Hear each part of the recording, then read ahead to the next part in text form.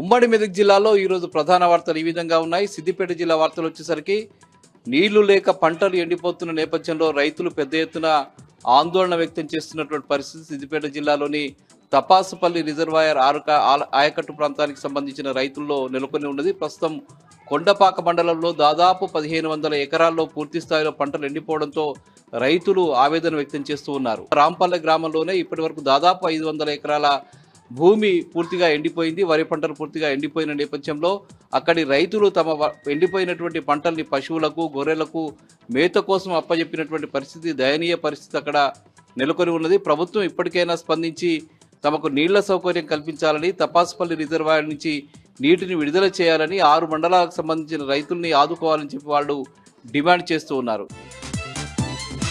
ఇక సిద్దిపేట మండలం పుల్లూరు స్వయంభూ లక్ష్మీ నరసింహస్వామి క్షేత్రంలో ఈరోజు స్వాతి నక్షత్ర ఉత్సవం వైభవంగా జరిగింది. ఈ సందర్భంగా మూలస్వామికి ప్రత్యేకమైనటువంటి నవకలశ అభిషేకం నిర్వహించారు. అక్కడ సుదర్శన నారసింహ హోమం కూడా ఘనంగా నిర్వహించారు. ఇక మెదక్ జిల్లా వార్తసరికి మెదక్ జిల్లా కర్నాల్పల్లి సమీపంలోని చిన్న శివనూరు వద్ద అక్కడ రైతులు పెద్ద ఎత్తున రోడ్డుపై బైఠాయించి ఆందోళన చేశారు. కొండపోచమ్మ సాగర్ రిజర్వాయర్ నుంచి నీటిని తరలించాలని చెప్పి పెద్ద ఎత్తున వాళ్ళు డిమాండ్ చేస్తూ గత 3 రోజులుగా రోడ్డును దిగ్బంధం చేస్తున్న విషయం తెలిసిందే. ఈ రోజు కూడా రైతులంతా రోడ్డుపై బైఠాయించి పెద్ద ఎత్తున ఆందోళన చేశారు. ఇక మనోహరాబాద్ మండలం కూచారం గ్రామం శివార్లో ఈరోజు 300 క్వింటాల పీడిఎస్ రైస్ని పోలీసులు స్వాధీనం చేసుకున్నారు. అక్రమంగా తరలిస్తున్నటువంటి ఈ రేషన్ బియ్యాన్ని పోలీసులు స్వాధీనం చేసుకుని రెవెన్యూ అధికారులకు అప్పచెప్పారు. ఎవరు కూడా పీడిఎస్ రైస్ని అక్రమంగా తరలించవద్దని చెప్పి ఈ సందర్భంగా పోలీసులు చెప్పడం జరిగింది.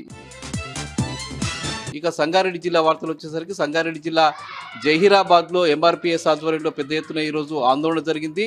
ముఖ్యంగా రేవంత్ రెడ్డి ప్రభుత్వం జాబ్ క్యాలెండర్ రిలీజ్ చేసింది, కానీ జాబ్ క్యాలెండర్ ఉద్యోగాలన్నీ కూడా ఎస్సీ వర్గీకరణ చేసిన తర్వాతనే భర్తీ చేయాలని, ఒకవేళ ఇప్పుడు కనుక ఉద్యోగాలు భర్తీ చేస్తే మాదిగలకు తీవ్రమైనటువంటి అన్యాయం జరుగుతుంది, మాదిగ ఉపకులాలకు కూడా తీవ్రమైన అన్యాయం జరుగుతుందని, ఈ నేపథ్యంలో ఎస్సీ వర్గీకరణకు సంబంధించి పూర్తి స్థాయిలో నిర్ణయం జరిగిన తర్వాతనే ఉద్యోగాల భర్తీ చేపట్టాలని చెప్పి వాళ్ళు నిరాహార దీక్షలు చేశారు, ఆందోళన చేశారు. ఇవి ప్రధానంగా ఈరోజు ఉమ్మడి మెదక్ జిల్లాలో ఉన్న వార్తలు.